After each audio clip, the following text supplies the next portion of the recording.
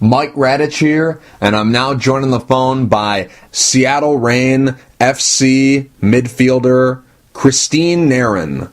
Christine, how are you? I'm good. Thanks for having me. How are you? Doing good. Thanks for asking. Christine, the name of the game is really random. That's where I ask you a random question and you give me the real answer. Some of these questions are custom made just for you, and some of these questions are generic ones that I ask all the people I interview. So, here's the first question. Superpower you'd love to have? Probably to be able to transport wherever, or teleport wherever I want in no time at all. Favorite movie? The Godfather. Favorite color? Probably black. Well, I know it isn't yellow because I'm remembering back to last season and the semifinal game against Chicago in the NWSL playoffs.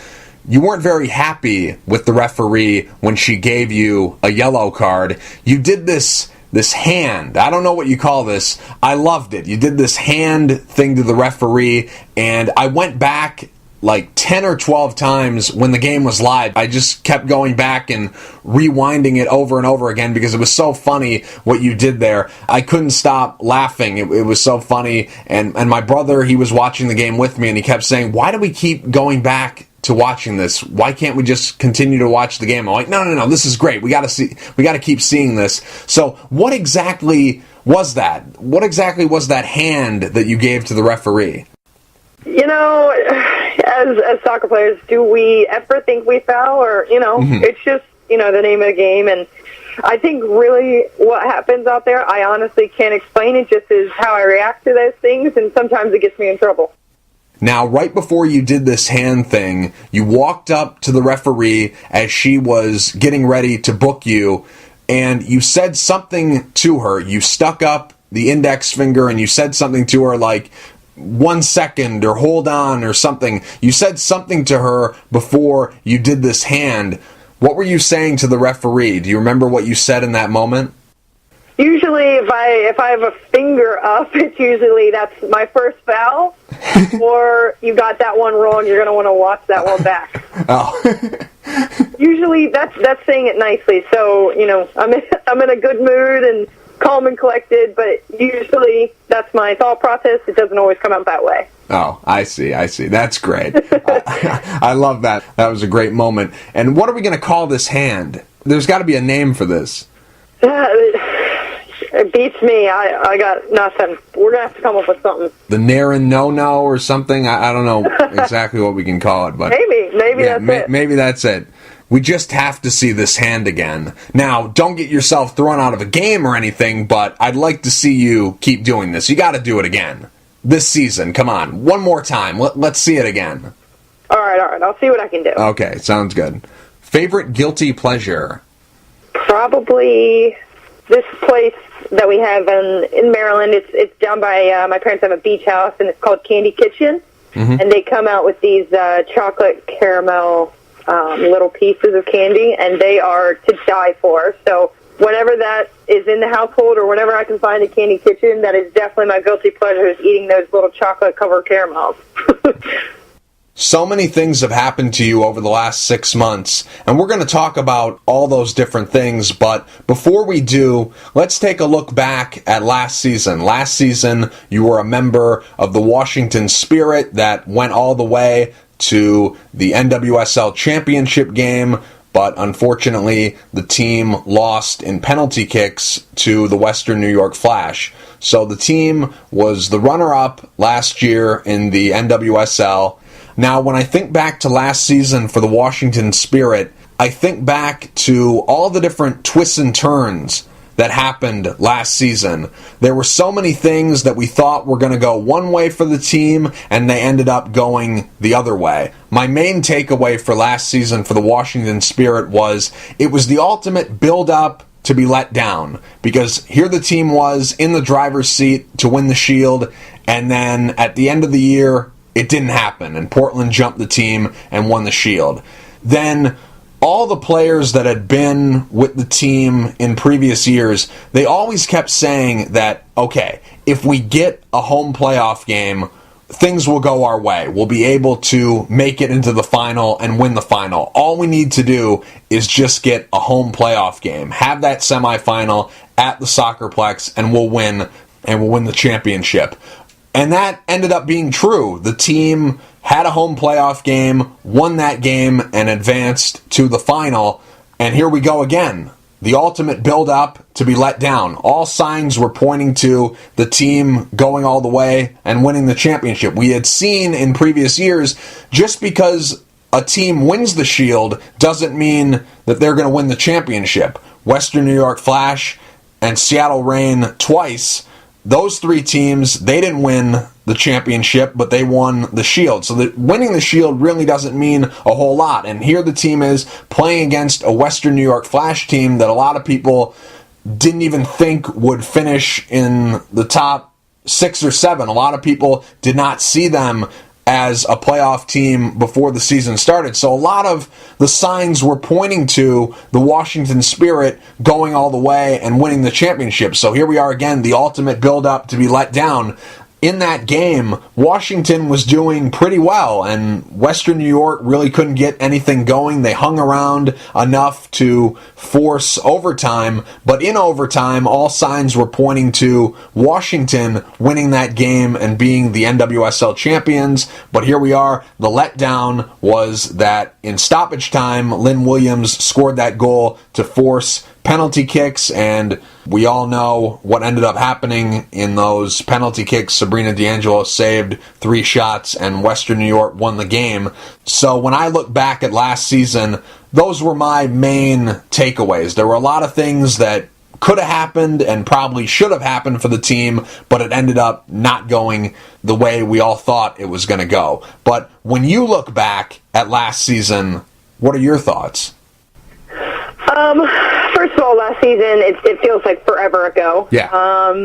So much has gone on, and good and bad, and, the memories that I have with the Spirit, I'll always hold near and dear to my heart. This is my hometown, and was fortunate enough to represent the Washington Spirit for 3 years.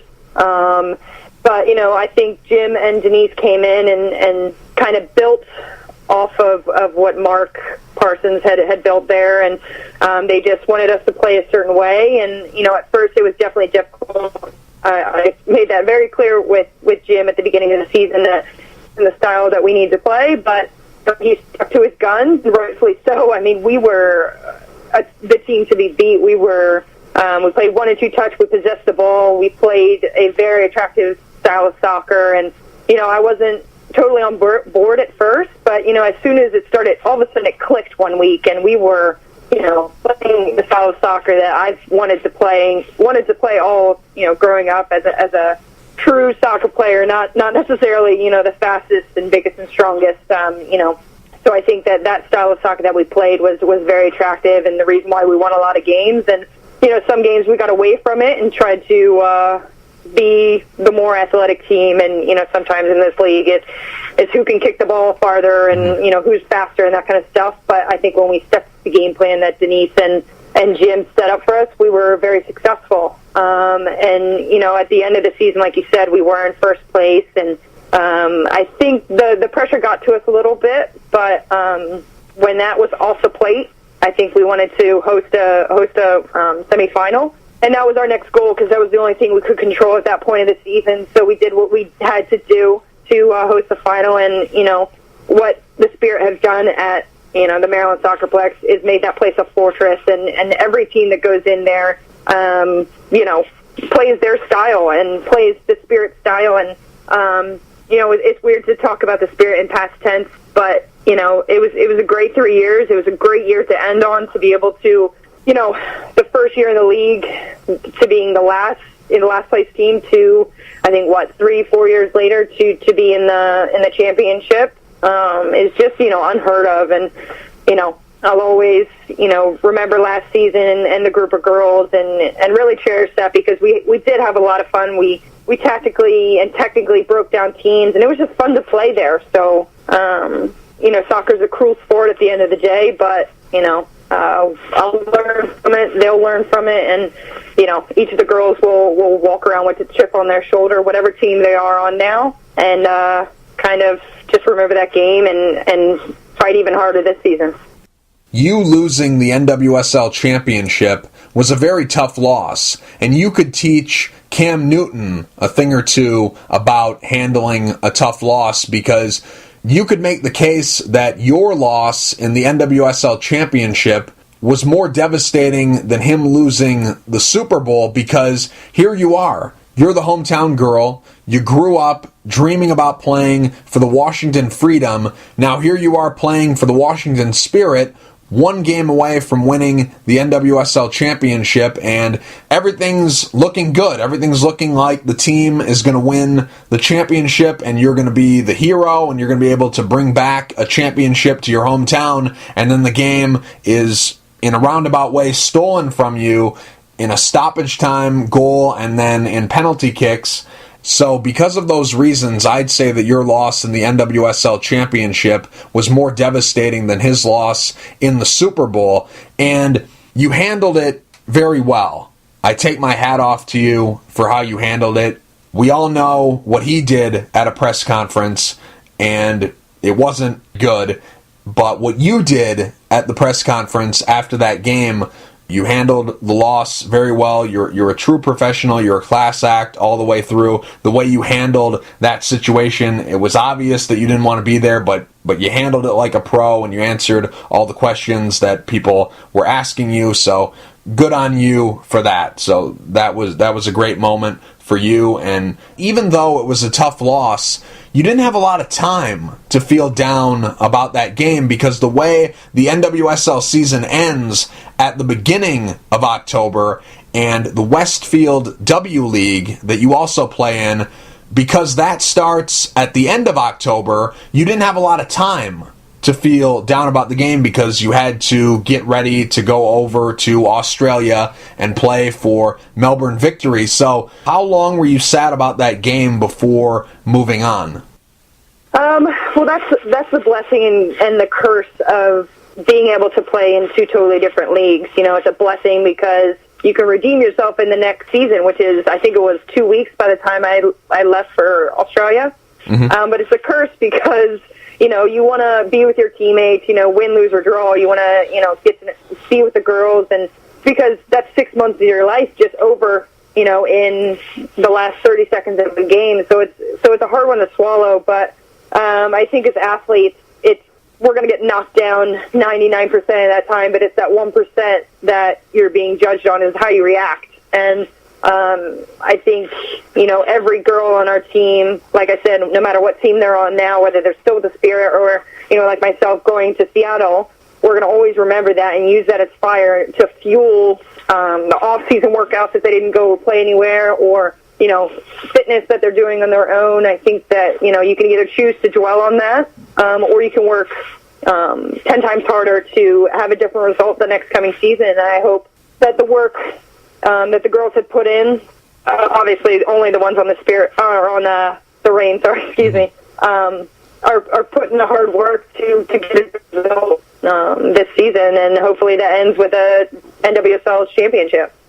You're no longer a member of the Washington Spirit. You were traded this offseason to your original team, the Seattle Reign, but so many fans of the Spirit are still devastated, are still shocked, are still in disbelief that Washington traded you, because you're from the area, you're a fan favorite, you were one of the main leaders on the team, and you were playing at a high level. You were very productive for the team during your time playing for them.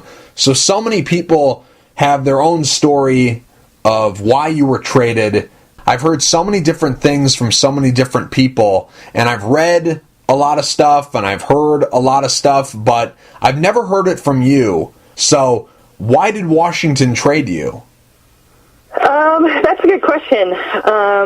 You know, like I said before, I have kind of lived out my dream with, you know, growing up in Annapolis, Maryland, the D.C. area, and, you know, seeing the freedom come and go, and just, you know, wanting to be those players. And I came to D.C. after a year in Seattle and, didn't know what to expect and, was just blown away by the coaching staff and the fans and the facilities that we had there. But I think after 3 years, you just kind of have to look at yourself and say, is this a place, I can continue to grow, or is this a place that, I want to call home? And I was fortunate enough to play in front of my family and friends for 3 years. And I think in order to improve my soccer career, I think I need to continue to challenge myself. And I think that I would be very comfortable staying with the Spirit. And I do not mean that in a derogatory way towards the Spirit or anything like that. Mm-hmm.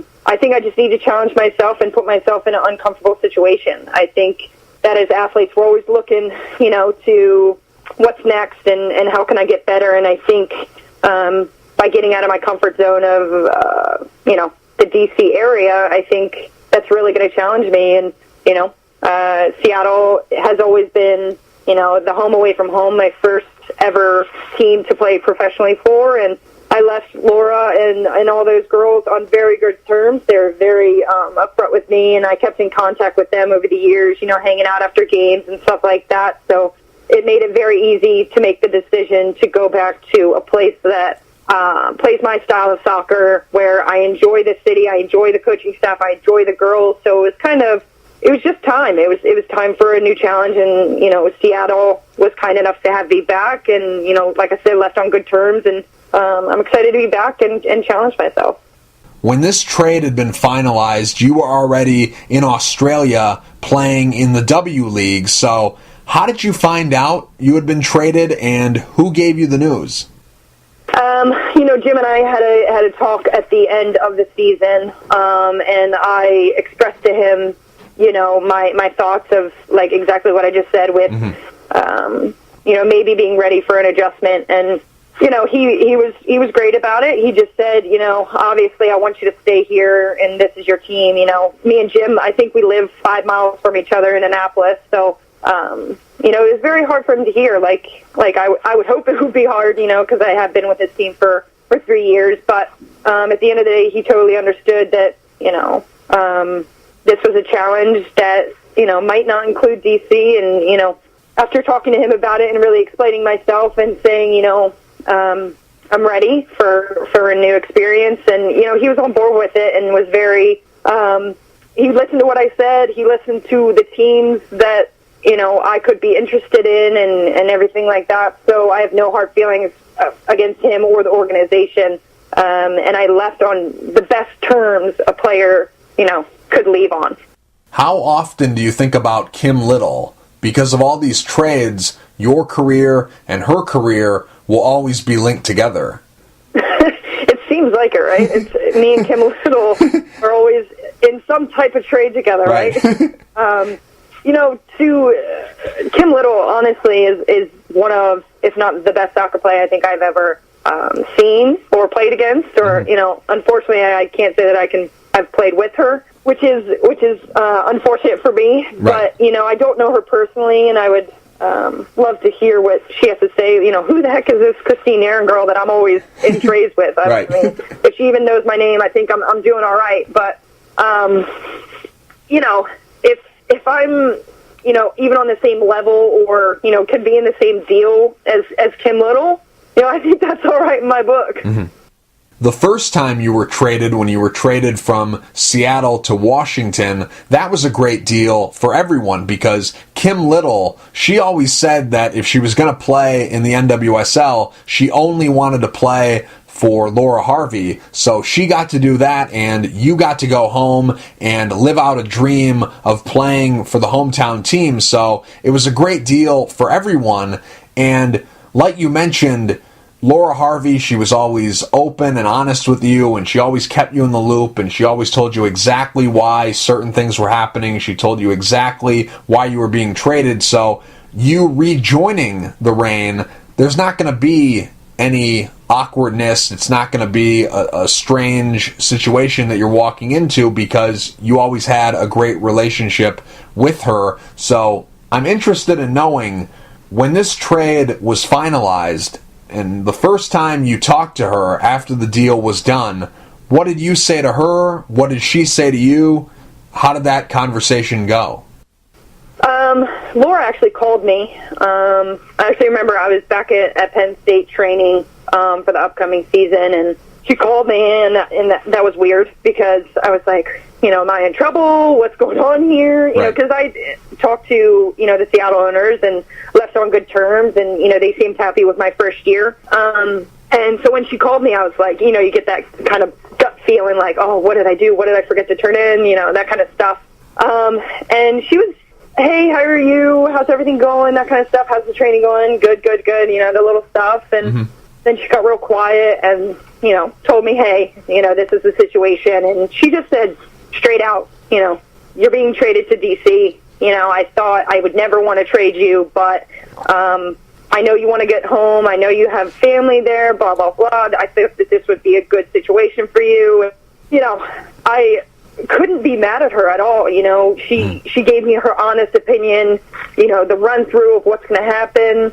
And so I left there on good terms, and she's the type of person and the type of coach that, what you see is what you get. She's going to tell you exactly how it is, and, that's the type of organization that I want to be a part of, and that, you want to play for your coach, and you want them to believe in you and, be upfront with you, whether that's good, bad, or indifferent, and I think that Laura has always been that way with me. She's the first person to text me after the semifinal last year saying, hey, great game, pulling for you guys in the final, and then after the final, she was the first person to say, hey, it wasn't the result you guys wanted, but you had a hell of a year, and, I'm so proud of you, and, little did she know I'd be coming to her team in a couple months, but, it's little things like that really make a difference in players' lives, and especially my life, and, I have full confidence in where I stand with Laura, and, I hope to, continue to improve and, be successful with the Reign in any role that they need me to play. So, have you talked to her about what your role will be with the team this season? A little bit. I think playing in midfield, I'm not sure, what exact position. I think it'll just be kind of feeling it out. The only midfielder that's coming back in their midfield three is Fishlock. So just probably seeing how I play with her again, and hopefully I can be on the same page. And I'm all ears for how they want to play, and just excited to get there. I feel like the NWSL has been off for so long, and I'm just excited to get back. I leave on Tuesday, and just excited to be there. Excited for a new start. For the last 3 years, because you were playing for the Spirit, you just lived at home with your parents. This time around, because you're going back to Seattle, what's your living situation looking like? Who are you going to be rooming with this season? I'm going to be living with 3 other girls on the team, Lou Barnes, Ellie Reed, and Rebecca Stott, who is our international.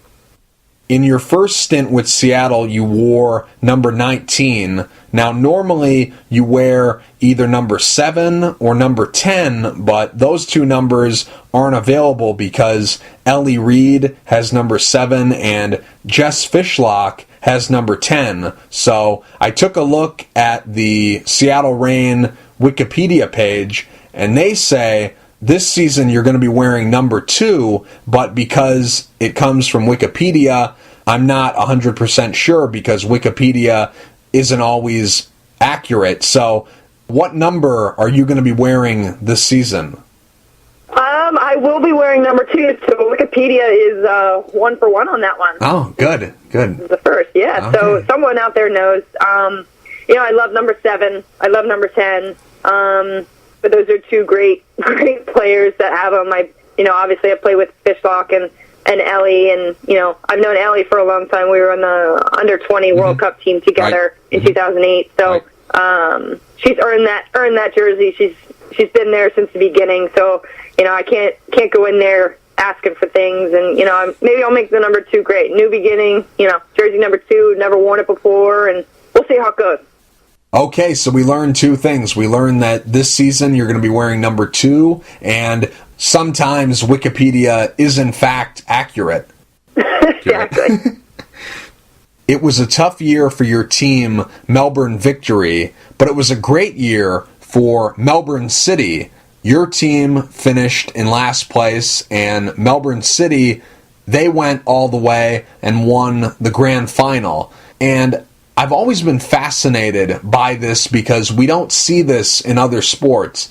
When you play football or baseball, you only play for one team. But in soccer, you can play for multiple club teams. You can play for a club team and a national team. You have so many different teammates, and then you play against people who are in your teammates on other teams. It's very fascinating to me because let's look at your situation. Here you are, your teammates with technically your rivals in a different league. You know, Jess Fishlock, Lauren Barnes. You're going to be living with Lauren Barnes, and then you have Beverly Yanez. You're teammates with them, but at the same time, in a different league, you're rivals with them. So I got to know, what was it like seeing them win the grand final? You had to have had mixed emotions about that. Yeah, exactly that. At first, I'm so excited for them to, have the season that they had, which they had some bumps in the road, but they overcame them. It's a true testament to them as players and as people to, just pull their sleeves up and get to work. I think the year before they kind of, blew through the league, maybe not playing their best, but they would still, beat teams 3-4 nothing. And I think this year really showed the kind of players that they are. And, I'm super happy for them. At the end of the day, you can't be salty if your team isn't, where you want them to be. You just got to work hard. And I think that, playing on Victory and seeing them be successful is hard. As a competitor, you always want to win, but at the end of the day, they will be teammates, and I'll be the first to congratulate them and ask how it was. And I watched all their games on TV, the semifinal and the grand final, so I'm happy for them. Victory didn't have the greatest season, as they have had better ones in the past, but it's just a different mindset out there. I'm just trying to improve myself and, make the players around me better on Victory, because they are a younger group of girls, but they're improving each and every day as individuals and as players. So that's my job at this stage of the W League. And, I'm interested in going back, and, I've been with Victory for 3 years, so we'll see where that goes. And, hopefully Victory can give City a good run for their money maybe next year. You had the best goal of the year in the W League. That goal that you scored from midfield, that was amazing. That goal that you had in round 14 of this season, a lot of people have said that was a lucky shot, but I'm not buying it. That was a great goal. We've seen so many players not be able to make it on frame from that distance, and here you are, you get it on frame and you surprise the goalie and it goes in. It's just an amazing goal. So that was the best goal of the year in the W League. I think it was like 10 or 11 on their top 25 list, but I don't know who was voting on that. They don't know what they're doing. That was the number one goal of the year. But what made you take that shot? Was that something where you just went rogue and took matters into your own hand? Because at that point in the game was kind of getting out of hand. Or was it something where you asked a teammate and that teammate suggested to you, oh, why don't you take this shot from midfield? What exactly made you decide to take that shot? Honestly, I almost did it in the first half. Because when we had the kickoff to start the game, and Tats was like, no, Natasha Dowie was like, no, we're against the wind. And I was like, okay, you're right, let's keep it. And, me and Tats always mess around, trying to hit the crossbar at practice. And, I enjoy shooting the ball. Everyone knows that. I'll shoot from wherever. I don't really care. But, you can't score unless you shoot, as corny as that sounds. Right. The game was kind of, not going in our favor, and when they scored, I think it was the second goal to make it 2-0, I said, Tats, just put the ball right here, I'm doing it. And she was like, okay. And I just looked up, try to hit that big square thing down there and hope for the best. And like I said, we practice those trick shots all the time after practice and just messing around. So fortunately, it went in and made the game interesting. But just shoot it, hope for the best. That's kind of what I do. This past year was your third year playing in Australia. How was the experience? Is it the same old now that you've been there for 3 years, or is it a new adventure every time? It was a good experience. It's been a little different each year. My first year each year I had different coaches, very different coaches, which keeps things interesting and, learning a new style and, having them point out little points of your game that, you can improve. So that's why, each year is very different. My first year we were pretty successful. We had a pretty stacked team, to be honest, with, Lou Barnes, Ellie Reed, Lisa DeVanna, Steph Catley, all those players, as well as Bree Davy in goal. So we had all the players, and unfortunately we lost to, I think, Canberra in the semifinals in PKs. But, I've said this time and time again that Victory took a chance on me by allowing me to come in 3 years ago and play for them as their international, and I had no idea what to expect. Just kind of showed up with my bags and wide open eyes saying, oh my gosh, Australia, let's do it. So I tried going back there, and each year has been very different, but when the season isn't successful, all you have to do is grow as a player and control the things you can, which is your work rate and your effort. So that's what I've been working during this off season, and hopefully it'll pay off come the NWSL season. I know in the past your mom has made the trip down to Australia to watch you play live, but this time around, did anyone come and visit you? No one came this year. It's just so far away. Yeah. To be honest, it wouldn't be that bad if we lived on the West Coast, but on top of that 15-hour flight from LA, we have another 5.5-hour flight to the West Coast, to the East Coast. So it's pretty hard for them to get off work and make time for that. But she was able to come last year, and maybe if I go back to Australia next year, my mom and my dad will come. Who knows? Since you've been there now for 3 years, have you added any Australian slang to your vocabulary? They say random words weird, like no. They kind of, I guess, end the word with your voice going up, which is weird. So I kind of started saying that. But they also say how you going, which is bizarre to me, and to this day I still struggle with it. I'm like, how am I going where? How am I getting where? It's not right. What they mean is how are you?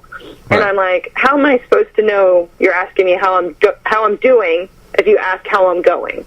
I guess it makes sense when you break it down, but for like at least the first year that I was there, I was like, excuse me, what? But that would say that's the slang, and they abbreviate everything. So sometimes I need, I just say, hey, can I get a translation? So I still struggle with it 3 years in, but that's I don't know. We'll see. One thing that I've always wanted to ask you about is your one taped wrist. Is this just a taped wrist, nothing more, nothing less, and I'm just overthinking it? Or is there a special meaning behind why you have one taped wrist? Why the taped wrist? Oh, you're actually the first person to ever ask me that. There's a bunch of different reasons. There's, the I guess medical reason is that I've broken my wrist 4 times growing up. I have 2 older brothers, so I was at their mercy in the backyard playing pickup. So I have 4 broken wrists, each one twice. So tape that just as a, keep it, nice and secure. And another reason is I used to write VOS on the inside, and it's because my dad grew up coaching me, all the way from 4 years old to 18, and, comes and watches each and every one of my games and is my harshest critic and my biggest fan. And one thing that we both found that we like is a quote from Aristotle, and I might butcher the exact wording, but it's I'm going to butcher it right now, but pretty much it's saying that the hardest victory is victory over self. Mm-hmm. So I write VOS, victory over self, on it sometimes, and it's just, if you can get out of your own head, you're already winning the battle. And I think sometimes as players we're our own biggest critics, and I think we get in the way of ourselves. So that's my dad and my one thing to kind of check back in and get out of your own head. Next play, next game, next practice, kind of thing. So that kind of is the symbolization for that, because we both like to quote. But yeah, those are really the two reasons. Hobbies outside of soccer. Hobbies outside of soccer. Like to go longboarding, go to the beach, and hang out with my dogs, to be honest. Do you have any pregame rituals or superstitions? Pregame rituals. I've got to think about it. They just have become habits now. I think I tape my wrist before every game, and I redo my hair probably 5 or 6 times before I go out, just to get it nice and tight. Yeah, that's really it, to be honest. I'm just a go with the flow kind of player. I don't really believe in superstition or doing tying my left shoe before my right shoe. I don't really believe that. I just think the more you let things flow and just kind of go with it, the better. But, if my hair's not cooperating, that's a different story. Do you have any post-game rituals? At DC, my family would always come to the game, and they would tailgate before the game, and after the game, just kind of sit there and have a beer with the family, which is, kind of, some people do Sunday dinner. We do tailgates after NWSL games and have a beer and just kind of hang out and, recap. My dad and I will talk about the game until our faces are blue.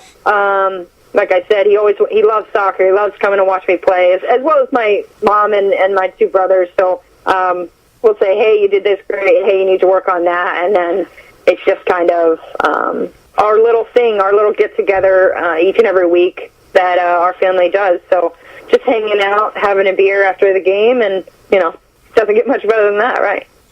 Biggest soccer girl problem?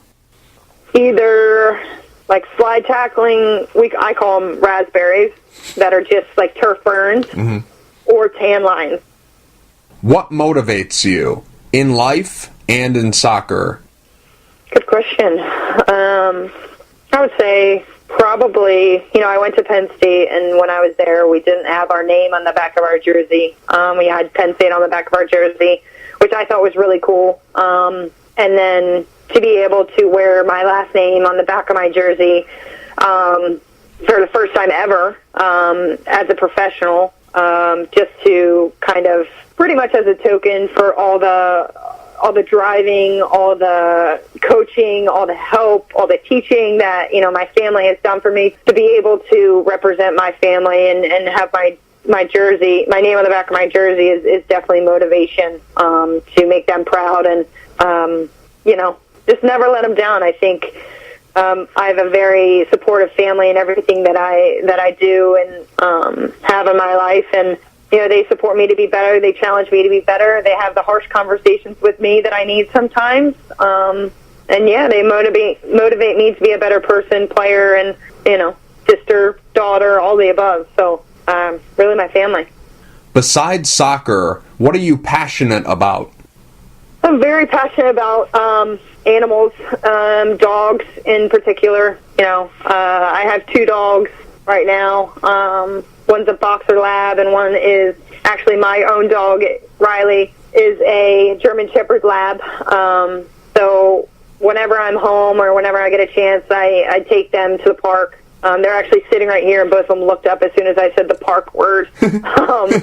So they're my world.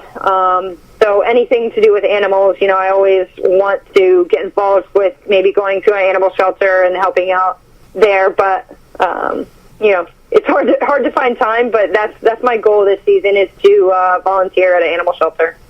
If you weren't a pro soccer player, what would your job be? This is $1 million question. Maybe a doctor or some type of vet or nurse. Okay. Something in the medical field, whether it's humans or animals. Things timed out perfect for you because when you got done at Penn State, the NWSL started. So, have you ever had to work a, quote, real job? I have not. 26 years old, and I've never had a 9-to-5, quote, real job. The reason why you wear all black cleats has been well documented, but are you still without a shoe deal? I'm in the works, finally, with the shoe deal. My agent, Damon Wilson, has been amazing in this regard of, helping me. When I first met with him, he was like, "Are you kidding? You buy your own cleats?" Mm-hmm. And I was like, "Yeah." He was like, "That's ridiculous. That's the first thing we're going to do." And, he's been working day and night to figure this out, because it is hard because, I'm not on the national team or in with the national team, so that's pretty difficult to kind of sell myself in that regard. But I'm not complaining. I choose to wear a particular pair of shoes and particular color of shoes. So it's in the works, and hopefully, fingers crossed, it will be announced this week. Good to know, because I read an article and it said that you make your shoes on Nike ID. I was like, I can't believe this. I can't believe this is true. There's not that many people who wear all black shoes nowadays, and I'm like, I can't believe that she doesn't have a shoe deal. I can't believe what I'm reading. So that is true. You had to make them on Nike ID. That is true, right? Yeah. The first year I made them on Nike ID, and then I switched to Adidas. So whatever Adidas has. Okay. I don't know. We'll just say Nike ID and Adidas. But it's actually really hard to make all black cleats, which is mind-boggling. They come out with all these crazy colors. Yeah. But I think all black is the way to go. Yeah, definitely. It's like your trademark. You got to stick with it. You've gone too far now. Teen, Steen, Narny, Nani, Meatball. How many nicknames do you have? That is, I think you named them all. Teen. Steen was more in college. No one really calls me Chris. It's really now, in the soccer world, it's usually by my last name. Usually it's Nani, Narny, Nairn, Non-Bread. That was Mark Parsons, Non-Bread. Meatball is actually from the 2008 Under-20 World Cup that Kirsten Dahlstream and Chantel Jones and I came up with because we were looking at old pictures, and there was one picture where all three of us just look like absolute meatballs, and have our baby fat, and I think I was still in high school, so I had the baby fat, and then they were in college, so they were bulking for season, so for all of us to look back and just see it. Keela Winters was another one in on that as well. She's the main one that still calls me Meatball, even, 8 years later. That nickname is still stuck. But, it's funny having those memories and then, just looking back saying, oh my gosh, did I really look like that? Yes, I did. Yeah. Hey, you. Maybe that works as well. No, that's my nickname. Yeah. Nairn is so much shorter than Christine. Christine is just a mouthful to say on the soccer field, but Nairn's really stuck, so hey, it's fine with me. Favorite food? Probably right now, I actually just got back from Indonesia, and they just Indonesian food, Thailand food, Asian food, all right now. Since you went to Penn State, I have to ask, what's your favorite flavor of ice cream from the Berkey Creamery? This is a controversial, because I don't think they have it anymore, but it was Peachy Paterno. I haven't been back. I don't know if it's still there, but that's what it was. Favorite band and or solo artist? Band. These are some good questions. I am actually a really big fan of Frank Sinatra, which makes me sound really old. But, that and Bob Marley, which are two totally different people. But yeah, those are mainly what I listen to, which is weird to have them in the same sentence, but whatever. Two very different styles, but also very soothing at the same time. That must be it. That has to be it. Yeah, I think I'm not a big fan of flying, and I put those two on every time I fly, so I could, sing all those songs without the music. Right. Favorite TV show, and it can be a show currently on the air or a show no longer on the air, just overall favorite TV show. I'm currently right now watching The Sopranos. The Godfather, The Sopranos, Frank Sinatra. I'm sensing a theme here. Sensing a trend right now with Italian, mafia, crime, that kind of feel. I mean, I'm not even Italian, I don't think, but I'm like a wannabe Italian. That's funny. If you could trade places with anyone in the world for a week, who would you trade places with and why? That's a good question. Maybe Jennifer Lawrence or Emma Stone, because they seem like they are hilarious people. Or maybe just to even hang out with them. So maybe their secretary or something that gets to hang out with Emma Stone or Jennifer Lawrence, just because they would seem like they would have a really good time. If you could stay one age forever, how old would you stay and why? Probably the age I am now. I think everything in my life is, going great, knock on wood. I'm changing and, changing teams and, have a new beginning. And I don't know what to expect out in Seattle. So I'm excited for change, which has not always been the case in my life. And, I'm excited to see what's next.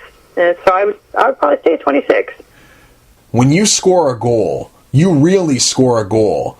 Just when I think that I've seen everything you can do, you come back and amaze me some more. You're a true impact player. You're an impact player in every sense of the term because you impact the game, but you also impact my mind because I can remember every goal you scored, and I've narrowed it down to a few goals that you've scored during your career as your best goals, but I can't pick what the number one goal is that you've scored because it's too tough. They're all amazing. So I'm going to let you be the judge. I'm going to let you have the last word. So whatever goal you say is the best goal, that's the one I'm going to go with because they're all amazing.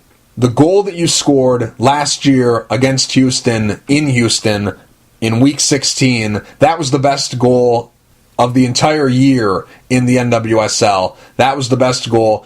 That goal was amazing from distance, the timing. You were under a little bit of pressure because there was a defender on you. It was just a fantastic goal. So there's that one. Then there's a goal that you scored back in 2014 in round 5 of the W League against Adelaide United. And that was, again, from distance, an amazing goal. That shot that you sent, Wonder Woman couldn't even have made that save. You just picked the corner. It was beautiful. It was a perfect shot. So there's that one. And sidebar, before I forget, you're the best free kicker in the sport. You're the number one. There's no one that's even close to you. Your free kicks are amazing, and you've been doing them over the course of many different years. You had a fantastic goal off a free kick back in the 2010 CONCACAF Women's U20 World Championship in Guatemala against Jamaica. And then in 2015 in the NWSL against FC Kansas City, you had a great free kick goal. So, I don't know. We have all these options, all these goals that you score. They're all great. There really is no wrong answer. So, as of today, what would you say is the best goal you've ever scored? I think each goal has just been so on its own. I think that, during that time, there have been goals that, I've scored when I haven't been playing well, and there's some goals that, I've practiced time and time again that, you're finally just, a sense of relief is just, I think after I scored the free kick against Kansas City at the Soccerplex, I ran over to the crowd because, or to the girls on the sideline because I've been practicing that time and time again, and I couldn't hit it. And then it was just a absolute, like, tense of the body of just, like, F yes, this is the time. It finally worked when it counted, when it mattered. So that was definitely up there. And then the one against Adelaide, you can tell by my reaction then, I was pretty pissed off. I wasn't playing well. I wasn't happy with myself, as most of us are as players. And, you know, to hit that shot, I was just like, okay, new beginning. Let's do this. New beginning and just start from there. So I think, to answer your question, the best goal I've scored might be against Houston this year, I think. Okay, I'm good with it. That's the one we're going with. Last season, you were the only player in the NWSL to be nominated for both Goal of the Week and Save of the Week. In Week 16, you were nominated and won Goal of the Week for that goal that you had against Houston. And then in Week 17, 1 week later, you were nominated for Save of the Week for making a save, heading the ball away from the goal. That was in a game against the Western New York Flash. So this leads me to my next question. What feels better, scoring a goal or robbing someone of scoring a goal? They're both pretty good feelings. I think Ashlyn was our goalkeeper when it was Save of the Week, maybe. Maybe it was Kelsey. I'm not totally sure, so might want to double check that. But it's just like the feeling. I think the goalkeepers, when we help them out, it's just like they are so excited, and, you know, obviously shutouts mean the world to them, and so to be able to help them in any way possible, that's a great feeling. But there's nothing better than, you know, having a free kick, lining it up, pointing out your spot. You know, the person who's ever on the ball with me is, you know, hit your spot and it'll be fine. Just hit your spot, and to be able to not call my shot, but just to be able to practice time and time again and to step up and help your team, you know, win is a great feeling. So I can't really pick, but I probably am leaning towards scoring rather than saving, because everyone likes playing offense, and scoring goals better than defending. When you get the ball, how much of what you do is pre-planned and how much of what you do is just you reacting and taking what the defense gives to you? I'd say it's a mixture of both. You know, ever since I was little, they always have told us to check our shoulders, see what's going on behind you, position your body to, you know, be able to see the whole field if possible. So that's played a big role, and it just honestly kind of happens. You know, it's hard to explain that. You know, sometimes, oh my gosh, that came off, and then other times it's like, okay, I've been practicing this time and time again. It should come off by now, but it's just all about repetition, and that's what I love about soccer is the technical and tactical part of the game is just where I cannot get enough of it. So, you know, I have no problem staying after practice, working on technique and everything like that, because, you know, that's my strength. That's you know, how I've gotten to where I am, is just, you know, repetition and time again going out to just a blank wall and hitting the ball against the wall with both feet, and, you know, that's why I'm just as comfortable on my right foot as I am on my left. So a little bit, to answer your question, a little bit of it is pre-planned and a little bit just happens. How about your free kicks? Are they always pre-planned? Depends on a lot of things. Depends how the game's going. If the goalkeeper has made a decision or a bad decision, or, you know, fumbled it a little bit, where it is on the field. It's honestly just depends on where the foul is, how I'm feeling. Do I feel like I can shoot it? Do my teammates feel I can shoot it? Fortunately enough, I've been on a team that they've given me the green light with all free kicks and with all shots, saying, hey, you know what, if you're going to try it and it goes in, good, great, that's awesome for us. And, you know, if not, it keeps everyone else on their toes, their defense, and it opens up lines maybe the next time I get the ball to be able to play my teammates through. So they've been, you know, nothing but supportive of me taking long-range shots, but I enjoy taking free kicks, whether that's shooting it or just running a set play that the team has. your shooting from distance is one of the best weapons in all of soccer. It's just amazing to watch you do what you do. But when you shoot from distance, it really is all or nothing. If you make the shot, you're a hero and you're brilliant. But then if you miss the shot, some people are like, oh, what are you doing way out there? Why did you do that? It's kind of a strange dynamic. So has there ever been a time when you're out on the field and you've taken a shot from distance and a coach or a teammate has been like, no, what are you doing? And then it goes in and they're like, oh, that was great. Has that ever happened to you? Yeah, there has been. There's times when they're like, oh, don't shoot that. And then they're the first one, great shot. It was hilarious, to be honest. But no, sometimes there is times where my teammates are like, what are you doing? You're not going to score from there. And you see me put my hand up saying, my bad, my fault, that was a stupid decision. But, we all make mistakes out there, so I don't take it to heart too much because they're going to be just as thrilled as me if it goes in.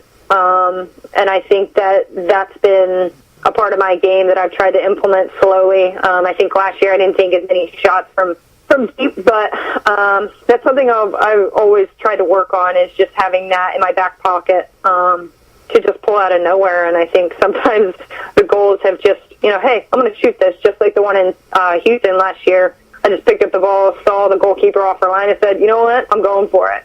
And that's really my mentality, is just, go for it and apologize later. And that goal against Houston, that was the perfect time, because when you get the ball, you get bumped. So Becca Henninger was probably thinking, oh, well, she's not going to shoot from this distance. It was like the perfect time to play. Like, you couldn't have asked for better timing. The goalkeeper was off her line, and love that goal. That the best of the year, in my opinion. Now, you have... Thank you. No, thank you. That was all you. That was... Now, as a member of the full U.S. women's national team, you've scored one international goal. That was back in 2009 against Canada. Did they let you keep the ball? Yes, they did. It is actually upstairs in my parents' house in my old room.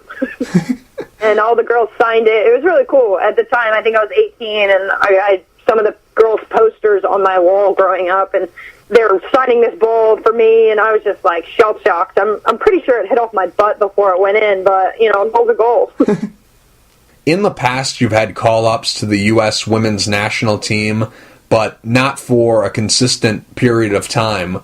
And I don't know what you have to do to get another shot, because we've seen players use the NWSL as a springboard to get themselves back on the national team, like Allie Long and Crystal Dunn, or use the NWSL as a springboard to get that first call-up to the full U.S. women's national team, like Lynn Williams and Kalia Ohai.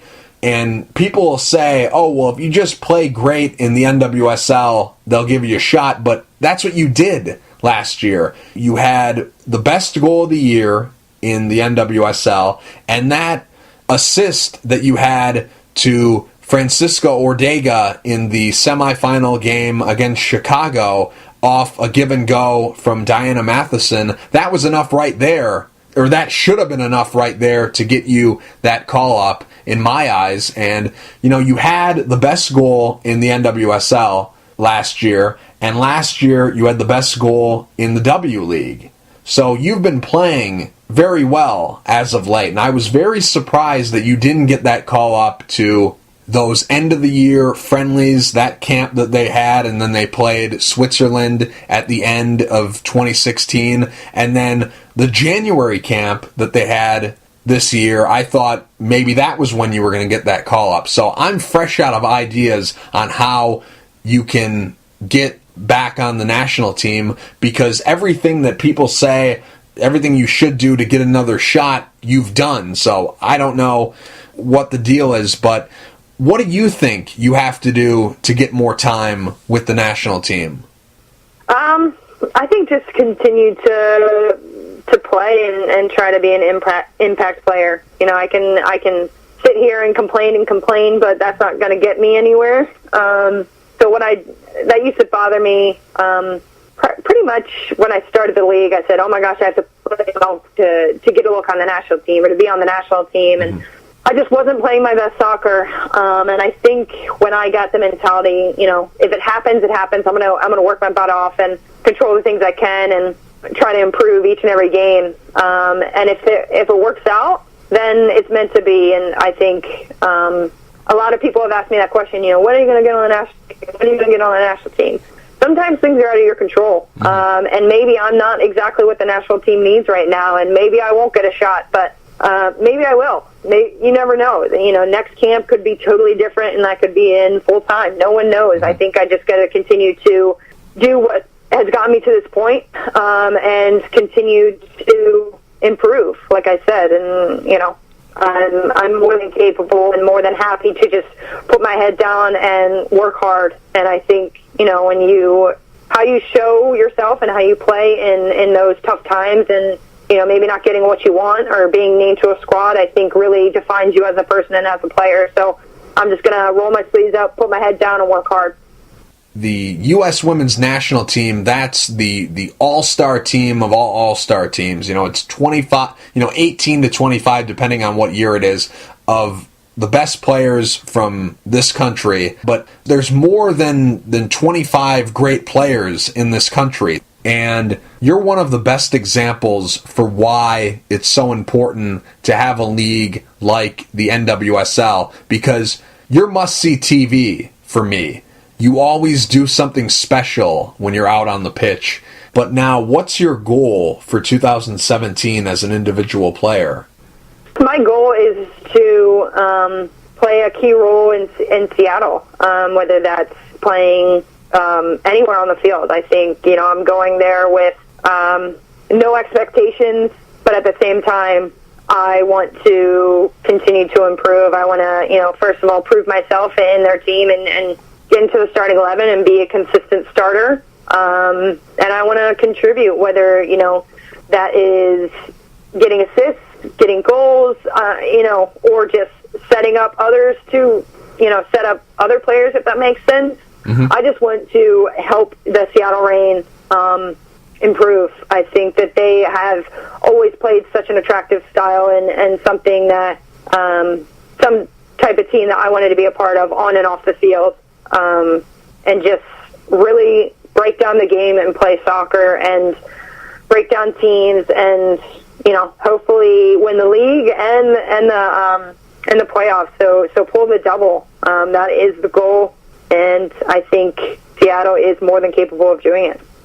I always say the only people who don't love you are the people who don't know you, because everywhere you go, you're a fan favorite, whether you're playing in the NWSL in the United States or you're playing in the W League in Australia. Wherever you go, the fans love you. So why do you think you've connected so well with the fans? I don't know. I would like to think I'm a pretty personable person.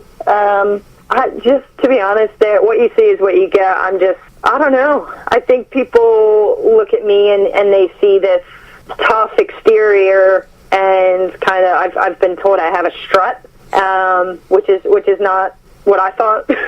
Apparently I walk with confidence, I play with confidence, and I think that is attractive to play with, to, watch someone who's confident out there do what they've, done for years. And I think that off the field, on social media and stuff like that, I'm just an absolute nerd and very personable. Like I said, I'm not afraid to laugh at myself and kind of put myself out there. But to be honest, that it takes a while for me to get like that. I'm a pretty quiet person until you get to know me. So yeah, maybe that's a little bit of everything.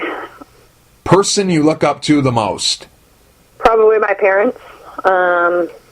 They've been married for, I think, 34 years.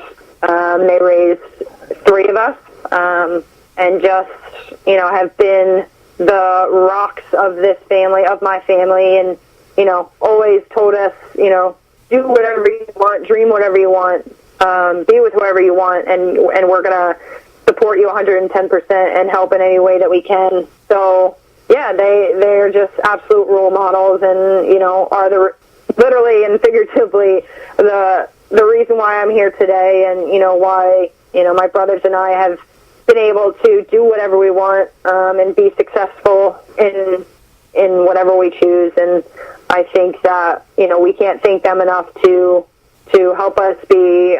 We all played soccer, we all went to college, and now we're all professionals in our each and every way. And I think that the credit goes to them and their countless work ethic and, driving us places, coaching us, putting us in our place. I mean, they did it all. So my parents would definitely be my role models for sure. What's your pet peeve? Time wasting, 100% time wasting.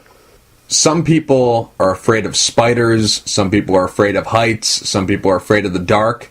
What are you afraid of? I'm not a big fan of flying. Sometimes, to be honest, afraid of change.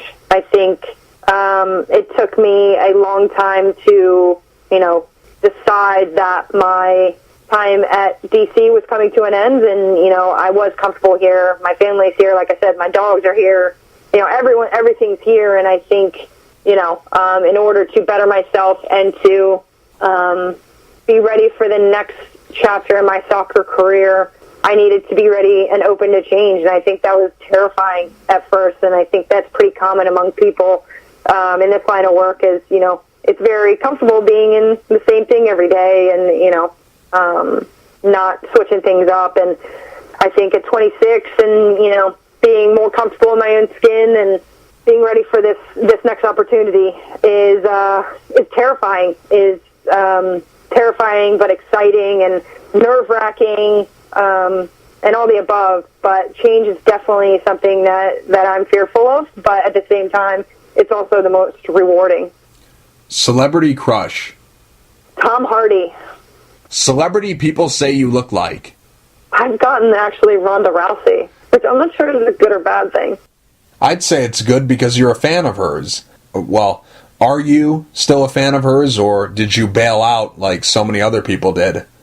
Yes, I still am a fan. I'm a big fan. I read her book and just kind of have followed her career, and just her personality and her demeanor is just, well, her old demeanor since she's been knocked down a little bit, literally. She just shows up, does her job, doesn't put up with anyone's crap, and goes on with her day. And, that's the reason at one time or another she was the best. Mm-hmm. So I think that's extremely rare in women's sport, that someone can kind of walk the walk and talk the talk, up until, about 2 years ago, maybe a year ago. Mm-hmm. And maybe she didn't need to be knocked down, but I think just her confidence and everything like that, I think is amazing and very rare. I knew that you were a fan of Ronda Rousey's, but I wasn't sure if I was going to ask you this or not. I wasn't sure if I was going to bring this up or not, but the sport that I mainly cover is mixed martial arts, and I wanted to ask you this because I knew that you were a Ronda Rousey fan, and since you brought her up, I always wanted to ask you, because when she fought against Holly Holm at UFC 193, that was in Melbourne, Australia, during the time that you were playing in the W League for Melbourne Victory. That was back in November of 2015 when that fight took place. So, did you go to that fight? Unfortunately, I didn't. We were on the road. I think maybe in Western Sydney. And my assistant coach at Victory, Kat Smith, and I are big Ronda Rousey fans, mm-hmm. and I was kind of like, hey, like what's going on? What's the latest? And it came to game time against playing against Western Sydney, and it was pretty eerie because we were talking back and forth saying, I don't know if she's going to do it. I don't know if I think she might get beat. This girl's pretty good, blah, blah, blah. And we were playing our game, and it was a stadium, and then at one part of the stadium there was a bar, and the bar was packed, and you could see like people just kind of watching, and I was like, oh, Kat, like try to go over there and see what's the latest, and we were just joking about it. And then halfway through the game, the bar went nuts, like randomly, and I remember looking over to Kat and being like, she got knocked out. 100%. Ronda Rousey got her butt knocked out, and little do you know, that's what happened. So it was a bit like eerie that Kat and I both called it, and to just hear how people responded to that, because I guess it was pretty cutthroat, but it it was crazy. And I'm still a fan, even though she lost again. We'll see. We'll see if there's a comeback. I'm saying a comeback around 2, I guess. Go-to song when you're singing in the shower. This is kind of, I'll say this one. Another one, Bites the Dust by Queen. That's a good one. Random. Yeah, I know. Super random. Got to keep it interesting, right? Of course, of course. What's the best thing that ever happened to you? Probably, I'll say it's the best thing that's ever happened to me, and the best decision I've ever made was to rescue my little girl, but my little dog, Riley, after my first year pro. I think that having a dog and having that responsibility and taking care of someone else is really rewarding, and just she's just my little world. So when she's happy, I'm happy, and I didn't know what it felt to kind of save a life until I got Riley. So it's been the best decision, probably the best thing that's ever happened to me. What's the worst thing that ever happened to you? I've had a right life, so I can't complain too much. But probably losing our other dog. It was just a bad time for the family, and she was a great dog, and it's it's just hard trying to explain to them that you're going to the vet and that kind of stuff, and it's pretty heart-wrenching, but it's for the best. And putting a dog down or any animal down is very heart-wrenching and sad, but they're not in pain anymore, and that's the important thing. So definitely losing our dog Bailey is probably the worst thing. Now you're starting to depress me. I'm getting all misty over here. Sorry. It's a very real thing, and it happens to everyone, but they're in puppy heaven, so that's what matters. Time period you'd like to go back and visit, and why? Ooh, I was just having a conversation with one of my friends about this, and it's definitely the 1940s, 50s. That time period, I think, was like so cool. The way they dressed, the way they lived. Again, we're sensing a theme with like the Italian mafia, that kind of thing. I just am like in awe of that, and I just think it's very cool. There's no other reason than that besides I think it looks cool. What's your hidden talent? I guess we're gonna go back. There's two themes in my life. I guess it's Italians and dogs. I'm like a dog whisperer. I haven't met a dog that I don't like and they don't like me. So maybe I'm a dog whisperer as well, or I like to think I'm a dog whisperer. Either one.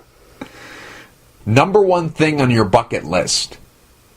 To travel without bringing a pair of soccer cleats.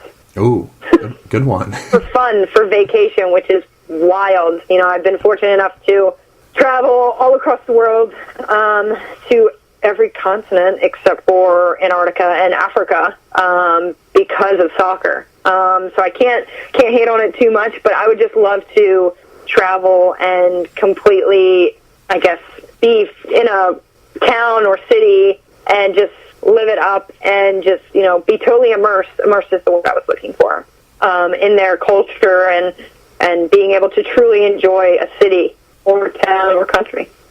Christine, last question. If you could change one thing about the world, what would you change and why?